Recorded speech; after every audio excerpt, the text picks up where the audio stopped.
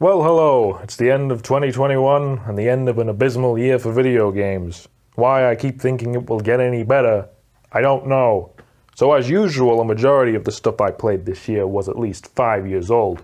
Mostly because whenever I go to complete my backlog, more games just show up. I don't know how.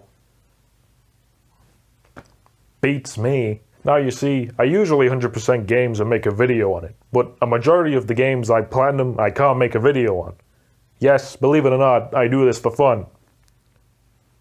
I think. This is because there's only so many ways I can say, this game has lots of collectibles and it is annoying.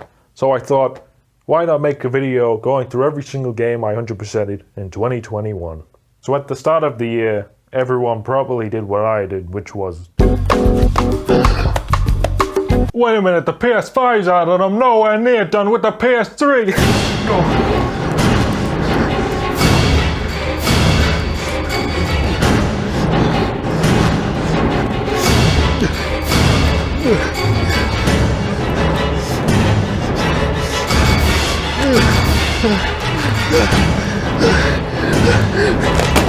But it turns out this panic was not an overreaction, as Sony decided halfway through the year, we're gonna shut down the store servers, which made everyone go, oh Jesus, why did Sony have to shut down the servers? It's gonna cost me all my money! How much is that game? No one's gonna buy this shit! Oh, why is the Dragon Age 2 DLC so much money? Oh, Activision, you never lower the fucking prices of anything! I gotta take out a loan for this! Alien Colonial Marines DLC? If I'm gonna give you all this fucking money, your store better fucking work! Oh, God, I gotta get a fucking Japanese account for that. Then they did the impossible and actually listened, but they've still shown this console's on its way out. And by the time the PS6 is out, the PS3's probably going, unless they change their attitude. And hell, Xbox might be the people to do it. So I'm gonna start at December because that's when I'm making this video, and even though I only got around 30 platinums this year, the games I did, well, they took a piece of my soul with them. This one sneaks up on you because it's easy. You don't have to play on hard, you can restart from checkpoint for the speedrun trophy. You can grind points off the last boss, but it may or may not break your finger. And hell, it's God of War, it's a classic, completely outclassed by its sequel, but it's still alright. But the challenge of the gods, the last challenge is so fucking dumb. You have to stand on this tiny platform, and every time you kill an enemy, it rises a bit. But holy shit, is it impossible to stay on this fucking thing. These enemies are not easy to kill, and every time they hit you, you fly back. Not only this, but they have an unblockable throw move that is pretty much instant death. This took me like an hour, and anyone that's done this knows how annoying it is to make it to the top just to get hit in midair. Tim Schafer's worst game? Okay, that's debatable. Look, this game is excellent in terms of style. If there's one thing Double Fine are masters of, it's that their games are always so visually creative. It's still pretty funny and overall it's decent, but those tricky motherfuckers didn't tell anybody in the marketing or any of the trailers that this is actually an RTS. A very basic RTS. And to be honest, it's not really that bad. I don't remember the hardest difficulty being super hard, and overall the story is not very long. But as per usual, when it comes to 100%ing games, it's everything else that no normal person would do, which is the problem. A Brutal Legend is not a 2.76 rarity for no reason. First off, it's another one of those fucking games where they have like 200 collectibles and no way to track them, so you have to get a map and cross them off manually. But to make things worse, this game has a glitch where when you get to 78%, if you quit the game past this point, it will corrupt your save and you'll be forever stuck at 78%. So once you get to 78%, there is no going back. You better 100% the game in that session and hope your PS3 doesn't explode or something. So that is definitely gonna fuck some people over and they're never gonna wanna play this game again if that happens. But also, there is a multiplayer, because why the fuck wouldn't there be? So if you get someone to boost this with, it's not really difficult. For winning 50 matches, you can just forfeit each time and it takes like an hour. But there is a viral trophy in this where you have to play with someone with the trophy. And if it wasn't for the person I played with desperately searching for someone, it would have been a nightmare to get. Funny thing is, I didn't actually know you could get the platinum for this until I started playing it. I was just playing it for the sake of enjoyment. The only reason you can get it is because the co-op can be played locally, so thank you for that, Insomniac. While it took 3 games, but they finally got this series correct, Resistance 3 is the best one. This is thanks to what happened to most FPS games around this time, which is Half-Life 2 came out and fucking ruined everything by being so damn good that it made anyone currently developing in FPS panic. This is why the Resistance series feels so weird, like they go from being able to carry every weapon to 2 weapons back to every weapon again. But the series is still fun to play through. 100%ing it is quite standard. I'm not sure why it is as rare as it is, because beating it on the hardest difficulty isn't that hard and I did it in one sitting. So I guess it's because people think the servers being shut down makes it unobtainable, or I'm just really good at games. Yeah, that's probably it. I knew this game was going to be number 50. First because it was in my backlog for 2 years, and second because that platinum name was perfect. But if this is what enlightenment feels like, then why do I feel so bad all the time? Asura's Wrath is an alright game. It has some cool moments, but Jesus, it wears you down. Literally. You have to play through this game like 5 times and get all the S rankings and shit. There is literally an entire playthrough where you have to play on easy with the hood off. That's it. But what really sucks is that the skip cutscene button is select, and this game is nothing but cutscenes, so you'll be pressing this a lot, and it starts to fucking hurt. I could not play this game for longer than 2 hours towards the end because my thumb was done pressing this button. And then like a month later I discovered you can use a PS4 controller and PS3, so fuck.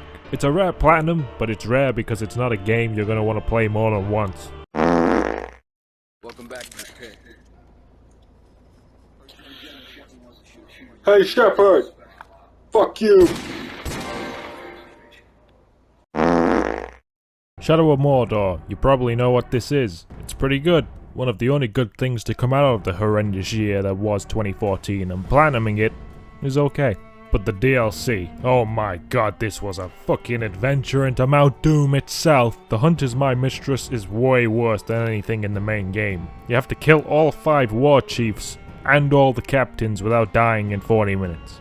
And it's not like they're revealed from the start, you still have to gain intel on all of them. It requires some serious planning and took me hours.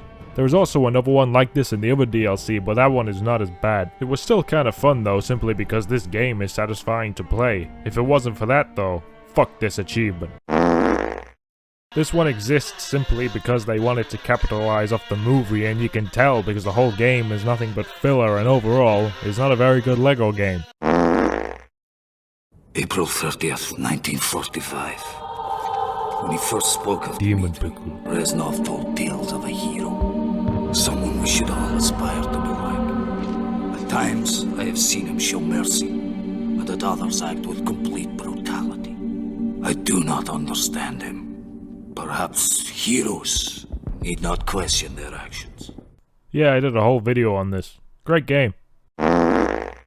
So, the funny thing with this is that I started it at the beginning of the year because I wanted this year to be about the PS3, and I was like, well, I better start this game now in case it shuts down. And look what happened. So yeah, I'm so glad I got this done so it wasn't stuck on my profile forever. Too bad I also started the second one and didn't finish it. You get nothing! You lose! Good day, sir! I also want everyone to know that I beat the bunker without dying on my first try, and I couldn't believe it. Fuck the construction site though, that boss is cheap. I already made a video on this. Holy shit, it still stings. I never want to do this game again. Fuck whoever put that minigame collection in. The game is great, a classic, but holy shit, is the minigame DLC not fun. It's funny how this isn't really a good game, yet it's still probably in the better half of Call of Duty games. I played World at War just before this, and it's amazing that World at War is somehow better in every way. I mean, you have an entire back catalogue of excellent World War II shooters in your own franchise, and yet the shooting, the atmosphere, and the levels are all inferior to a game that came out 9 years before it. Enemies in the campaign take multiple bullets to kill, so if you shoot them with a bolt-action rifle, they don't die, and it just feels awful. Like you have to spray enemies in this game because they won't die otherwise, which is just not how you do your grounded and realistic World War II game. But like I said, it's not a bad game, every aspect of it is competent. I think the zombies gets more shit than it deserves. I mean, it's certainly much better than Vanguard's. In terms of 100%ing it though, ugh. There is a reason this game is like a 1% platinum. You have to beat the campaign on veteran, which isn't that bad except for that one part with the tank. You have to get top rank in multiplayer, but thankfully Sledgehammer put in a permanent double XP shipment playlist so you can blast through it even though it gets old. But in typical Demonpickle fashion, I did the zombies solo, and it was a fucking nightmare. Like, I would wake up thinking about the strategy on how to do this. There is a really good guide on how to do this solo that I will link that has like no views, and honestly it's quite impressive.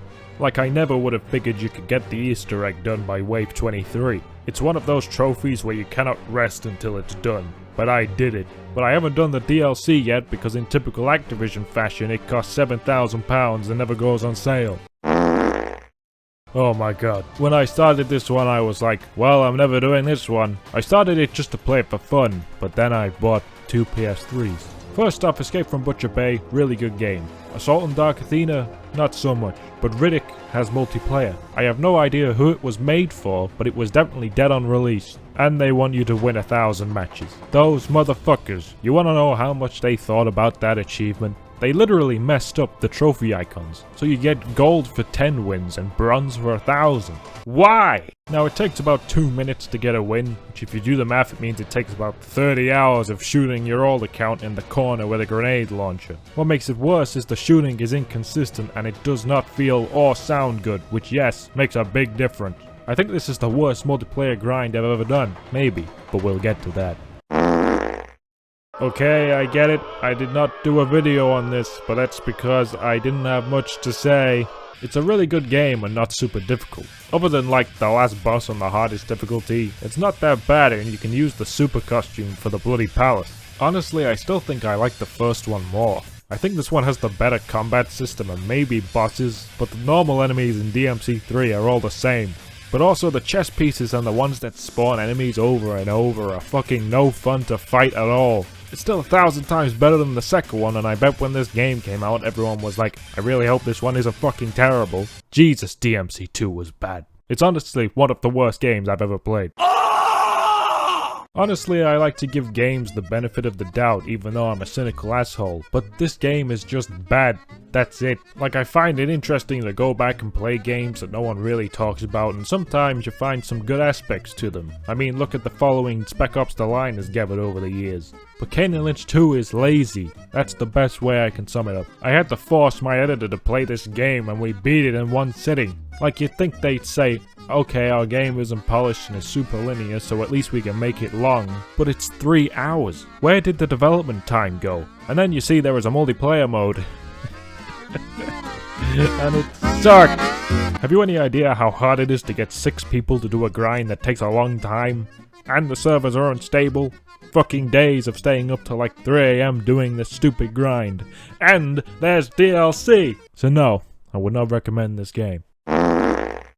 Bet you weren't expecting this one. To be honest, neither was I. I started this because this game will absolutely get axed soon. But it is almost unobtainable now because the team system in the online where you can start your own group is offline now. But the teams themselves aren't. So I think it's if your team is inactive for too long it gets deleted. So as of 2021 there are like 4 teams left and someone has to invite you to the team. Of course, there are hundreds of people who want these trophies and you can only have 12 people in a team. So through completely legal methods, I got on the team. But if that wasn't bad enough, there is an achievement for playing with another team, which thankfully the people I did it with were well organized. As for Skate 3, it's really quite sad playing this game knowing there is no fucking way EA would ever release a game with this much content today. This one is not as annoying as Skate 2's was, but it does require you to kill a majority of the missions in the game, which means you have to master them. But if you like the game, this is generally enjoyable. I think the Skate series was pretty great, and even if you don't care about skateboarding, you should still play it because it's fun. The only PS5 only game I own, and it's a remake of a game that came out 11 years ago. This says a lot about our society. I did do the original version of this game, which has a different trophy list, and I'm not sure which is worse. The original requires you to craft all these weapons, which is a bunch of grinding, but you had the duplication glitch which made it so you didn't have to replay the game. But both versions require you to obtain a material called Pure Bladestone, which I have had the most insane luck with. There is one enemy in the game that drops this, and it is really rare. Like, there are horror stories of people killing this same enemy over and over for like 20 hours and it will not drop that stone. Both times I have gotten in at about 30 minutes and I have left hysterically both times. As for Demon's Souls, it's my second least liked Souls game, which is not a bad thing because this is the Souls series, meaning this game is still good. Number 1 is obvious. Dark Souls 2 is not only my least liked Souls game, but my least liked game. If you think Dark Souls 2 is the best one, I think you should die. It is a little unfair for Demon's Souls though, since it was the first one, so for the time it was a fantastic game. So if you have a PS5, this is an obvious game to get. I'm not gonna go into this one. You know how much of a train wreck this game is. The grind is fucking awful. You have to do 50 hives, which even the shortest one takes 20 minutes to complete. Not only that, but I had it bug multiple times where when you get to the end of the level, the enemies don't spawn, meaning I just wasted 20 minutes and have to restart. All I would say is, how much do you bet that the Black Panther DLC is the last one they make? This game is not worth it. Do not play it. It does, however, have a nice steel bug. You do get a free PS5 upgrade though, and if you upload your save, you get another platinum for free. It's good. It's very good. It's not Resident Evil 2, but it's good. I like how each area feels different. It's well balanced, the story is kinda dumb, but it's Resident Evil, so what do you expect? The Mercenaries mode is nowhere near as bad as people say. You only have to get an S rank on every mission. They very easily could have made you get a triple S rank. There is a guy called OptiNoob who made a great guide for it and makes the whole thing a breeze, and yeah, I gave it a 7.5. Good job, Capcom. Maybe I should play more new games. Execute Order 66. I fucking hate most new games. Have I ever told you that? Listen, I'm not saying if you like this game you have a low IQ. But if you like this game, I hate you and I wish you were banned from buying video games. This is a prime example of the developers had an idea and that's as far as it went. They said, let's make a game where you play as a shark and eat people, but did not give a shit about the game design or literally anything else. Eating things doesn't even feel good. The combat in this game is terrible. My camera glitched on the last boss. It is a more generic open world game than Rage 2, and yeah, it's just dreadful. I gave this a 2. It's that fucking bad. It might be worse than Jaws Unleashed. Ain't that funny? So here's the thing. Maneater was so bad it made me not want to play video games anymore. I'll do super difficult shit, I'll do long grinds, I'll do bad games, no problem. But super average games like Vampire and games like this kill me. I just burnt out and died until I went fuck it and went for what I consider to be the ultimate palate cleanser, which is a normal, not grindy multiplayer game that you'll enjoy. Battlefield 5 has had a lot of problems. It still has problems. I do not like DICE. I have not liked DICE since after Battlefield 4. I think they're the second biggest hacks in the industry behind David Cage. But this game's alright. The base game maps are still bad, but the DLC ones are pretty good, and I would probably play this for like 10 hours if I wasn't 100%ing it. The single player once again is a big fucking waste of time that somebody was paid to make. Yeah, I know, right? This is what I said after I beat it.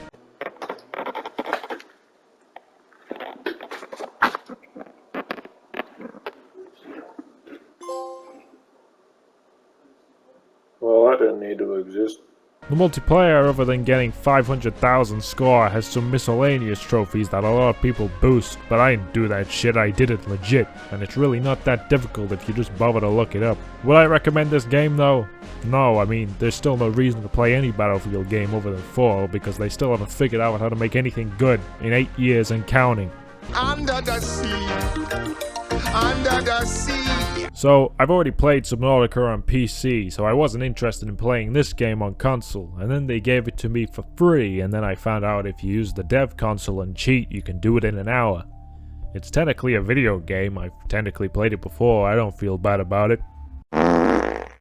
Psychonauts is also a game I've played before, it's also one of my favorite games ever, and it still has no right being this good in 2021. I mean, the combat has never been good, but it's one of the most creative and generally funny games I've played. 100%ing Psychonauts isn't that bad. To me, this was just an excuse to play Psychonauts again before the sequel came out. This is probably the worst version of Psychonauts you can play, but if you've not experienced this game, you really need to. And my god, the sequel is actually everything you could have hoped for. I still can't believe it, I'm so used to disappointment. Good job, Tim Schafer. I gave that game an 8. And you stay away from them, Microsoft. I'm watching you.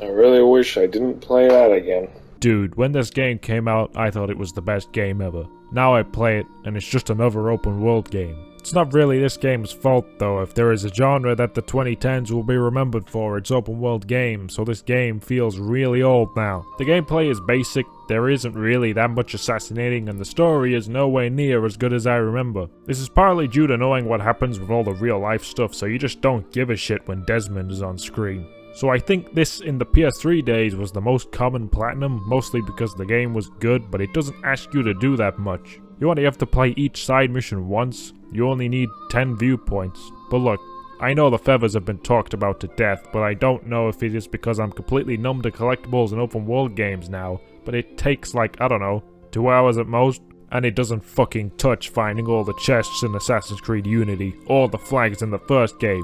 Not even close. That is fucking Payne. So I guess this does actually make Black Flag the best one, unless I play Brotherhood and really like it. That's right, motherfucker. I did it. I went to Brazil. I can walk into any room now and be like, I 100%ed Max Payne 3, and immediately people will feel completely inferior. If there was a game I wish I did a video on, it was this one, so I'm gonna talk for a while. I needed something special. From after Maneater to now, all those games were because I wanted a break from doing stupid shit. And I'm so glad I picked Max Payne 3. This has one of the most satisfying gameplay loops in any game. Why they did not just port the shooting from this into GTA 5 just without all the diving, I have no idea. And it's good that this game is as fun as it is because you're gonna be playing it a lot. Okay, this game is definitely an inferior Max Payne 2, but that doesn't mean I don't think it's good. I'm glad Rockstar did not just try and imitate the previous games and made their own, because that's always going to be more interesting. I think Brazil as a setting is a cool risk. I'm up for any game that attempts to set itself in a different culture than just America. I like Max as a character, I love his monologues. If you've not played Max Payne 3, play it. Rockstar do not miss. Well, except for the next game, but that's a completely different video entirely. But playing this game is all you should do because it really was not designed to be replayed. In typical Rockstar fashion, this is one of the most linear games ever.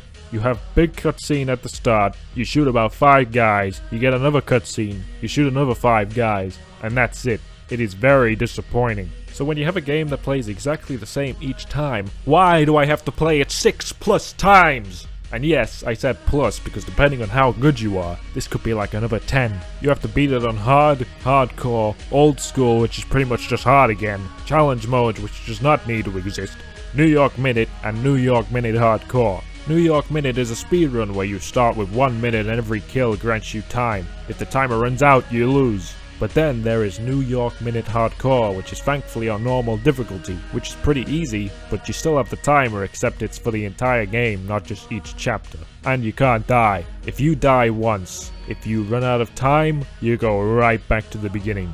And it stings. By the end of this, I could literally recite every checkpoint in this game. Now I'm very good at games. I fucking should be by now. So this only took 3 tries. I'm not gonna go into all the strategies because this video is getting too long, but I never want to play the stadium level ever again. And if that wasn't bad enough, there are a whole lot of multiplayer achievements, including top rank. These are annoying as hell. You have to get people to boost them. I did get sweep naturally though, yep, thank you very much. And overall, the multiplayer isn't good, and there are still tryhards playing it. Well, not anymore, the server shut down, which is why I did it in the first place. Now most people grind to top level through the arcade mode, which is horribly slow and boring, but someone actually found a new strategy this year. If you have 2 PS3s, I recommend this one, not that it matters. It's still horribly boring and finicky, but fuck you. I 100%ed Max Payne 3. You know, I probably should have taken a break after that, but for some reason I said, hey, I want to play Mirror's Edge again, because I like that game and it's fun to play. I don't even mind the sequel, but I knew it wasn't gonna be easy. Thankfully though, it's such a different kind of hard to Max Payne 3 that I kinda liked it. It's a platinum I'm proud of. Nothing has really changed since it came out, it's still fun to play, it's still too short, and the story is still dull. And yeah, the time trials are still pretty hard. You have to get 90 stars if you include the DLC for 100%, and there are 99 stars in the game, meaning you can leave out 3 levels if you 3-star the rest. You have to pretty much get these perfect. There are a few tricks people have learned on certain levels, but you still probably will be milliseconds off most of the time. The DLC maps are more fun than the campaign ones, but are much harder. The only levels in the campaign I didn't 3-star were the atrium levels, because they fucking suck, but it still made it so I only had to 2-star most of the DLC levels for the trophy. So yeah, it's hard and requires a lot of patience, but this game was kinda designed for modes like this, so it's not as bad as other games. Here we go, my first proper PS5 exclusive, except it's not because it's on PC and Xbox own them. It's good. This game is exactly what I thought it was gonna be, which was Dishonored but without the tight design. In Dishonored you're forced to use stealth most of the time and think about how to approach a level, and you can do it non-lethally. Here you can just shoot everyone and run away. I would say it's a decent game, but you're left wondering where all the development time went. Like there's 4 levels, the whole loop restart thing is a lot more linear than you think, and within like 5 hours you'll pretty much have whatever you need. I like the writing, I like the characters, but this game feels like it's smaller than the developers wanted it to be, like something went wrong. It's also the most overrated game of the year. This got 10s. I gave it a 6. Like no way is this better than Dishonored. This is one of those games though where after the point where you usually stop playing because you finish the game, it gets really unfun. 100%ing this game is not difficult, it's just kind of annoying because at that point you've seen everything and I really did not enjoy it. Under the sea. Under the sea. Listen, the upgrade from PS4 to PS5 was free, so why not? I'll do Subnautica again, but don't worry, I'll make it up to you with the next game.